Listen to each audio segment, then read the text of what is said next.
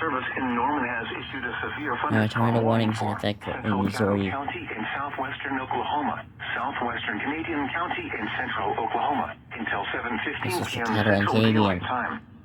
At 6:30 p.m. Central Daylight Time, a severe thunderstorm was located near Fort Cobb Reservoir, moving northeast at 30 miles an hour. Expected hazards include 60 miles an hour wind gusts and half-dollar-size hail.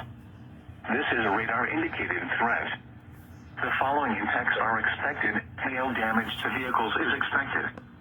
Expect wind damage to roofs, siding, and trees. Locations impacted include Hinton, Carnegie, Ringer, Fort Cobb, Lookeva, Fort Cobb Reservoir, Albert, and Cedar Lake. For your protection, move to an interior room on the lowest floor of a building. Yes, on those severe A thunderstorm tornado warning for watch St. remains in Louis. effect for the warned area. This is for Hinton. It's gonna head.